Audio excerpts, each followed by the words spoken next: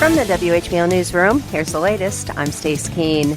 The city of Sheboygan has posted a statement on their Facebook site which states that they're aware that there have been questions and concerns raised lately, and they want to clarify any misunderstandings. The statement stresses city officials are dedicated to maintaining transparency and open communication with residents regarding development agreements, recent public questions, and financial practices related to TIDs.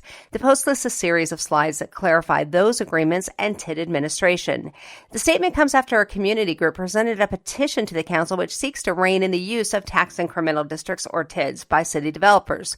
Now, if validated by the city clerk, the petition would trigger a response from the Common Council, which will then be forced to either approve the ordinance as presented or decline it, which would send the issue back to the voters to decide. Sheboygan City Mayor Brian Sorensen had responded to the petition earlier in the week, calling it deeply concerning, saying that its passage would make it more difficult for the city to remain fiscally sustainable over the long term.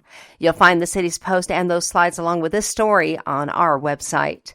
A man is alive this morning following a dramatic rescue thanks to a huge and collaborative effort after he was buried alive yesterday. Elkhart Lake EMS officials say that incident happened when 3 people were standing in a trench and it began to cave in, trapping a 55-year-old man. Crews from Elkhart Lake Fire Rescue and police were assisted by Elkhart Lake Public Works personnel who all began to work to create an airway for the man to breathe, and then they proceeded to relieve weight and pressure on his chest while the crews began to dig him out. It was less than a half an hour since the initial call before the man was rescued and transported to a local hospital for treatment.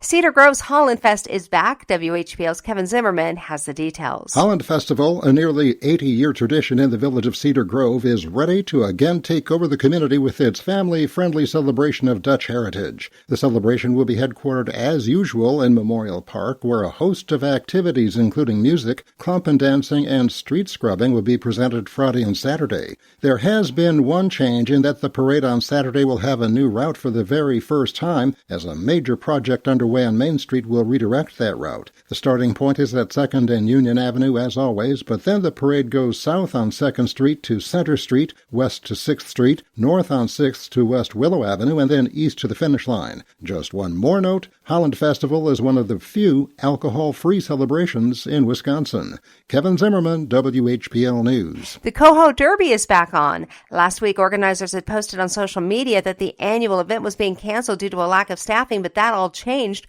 when Anglers Pub and Grill stepped in and stepped up. Anglers Pub and Grill will now serve as the headquarters for the 3-day trophy fishing derby that'll take place July 31st through August 2nd. You'll find more information at cohoderby.com. For these stories and more, find us online at WHBL.com or download the WHBL mobile app.